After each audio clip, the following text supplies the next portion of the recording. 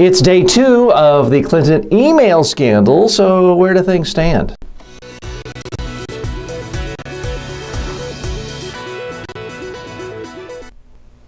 As I predicted yesterday, this email scandal, or so-called email scandal, is going to get huge, huge attention. It's probably going to generate thousands of hours of cable news TV time. There'll be documentaries made, books written. It's going to be a big, big deal. How will it actually affect Hillary Clinton's reputation, her image, her political career, her political chances? Here's my assessment. Anytime you're dealing with a political figure this well-known who's been around for so long, it's never just about the issue at hand. It has to be seen within the context of people's preconceived ideas about the individual. With Hillary Clinton, my estimation is there are about 40% of Americans who think that Bill and Hillary Clinton are completely evil. They're fiendish. Everything they do is wrong. Everything they do is either for corrupt reasons, for financial reasons, for cynical reasons, and everything they do should be looked at through the lens of potential criminal action. And for those people, those 40% of the Americans, this issue is manna from heaven. This is the most interesting thing since Benghazi. In fact, it's very similar to Benghazi in that regard, in that it reaffirms every single worst stereotype these voters had about Hillary Clinton.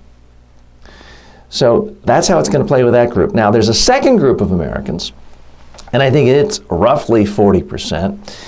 And for this group of Americans, they kind of feel like they've been here before. They've been played before. The Clintons have been around for a quarter of a century on the national scene, not counting Hillary's early involvement in the committees to impeach and investigate President Nixon, but at a major level for the last 25 years.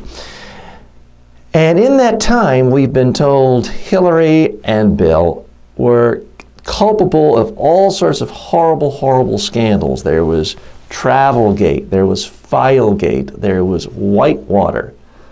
Rush Limbaugh even told us that Vince Foster was found murdered in Hillary Clinton's apartment.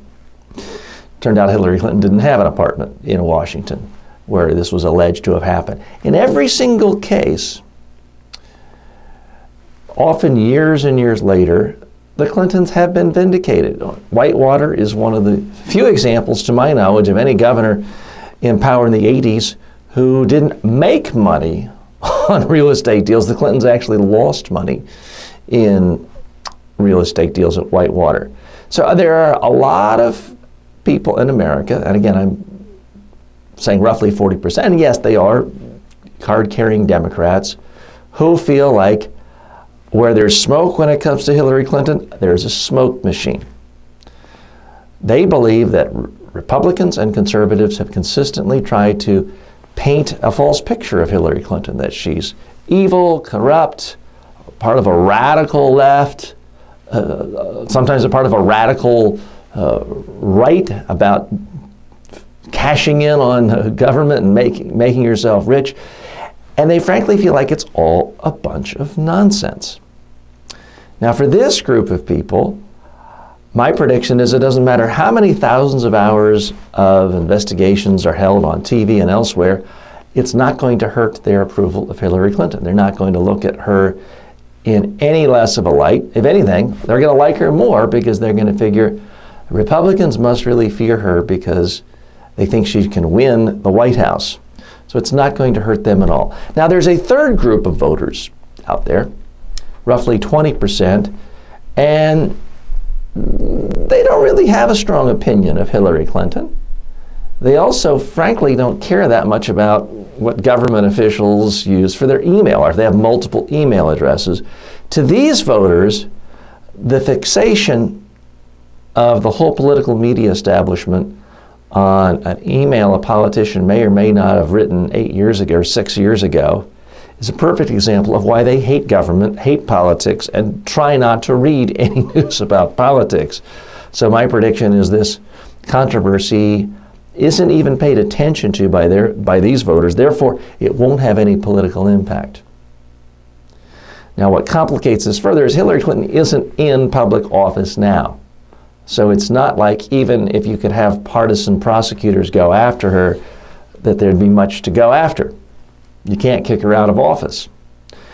So it's always hard predicting controversies and crises in the media, how they play out. But I am going to go on record now saying that this is going to be an issue that is more like Benghazi, where the people who are upset about Benghazi are really upset about it and think it's a disqualifying scandal for a politician, but it in fact hasn't, based on any polling I've seen, changed a single vote away from Hillary Clinton. I think this issue will be exactly the same. Well, now what's different about it is you do have members of the mainstream media and you do have some liberal watchdog groups very upset about the lack of transparency. But are they really going to then cross the aisle and vote for a Jeb Bush or a Rand Paul or a Ted Cruz? Highly, highly unlikely. I'm TJ Walker. I'd love to hear your views of this. Please post your comments below.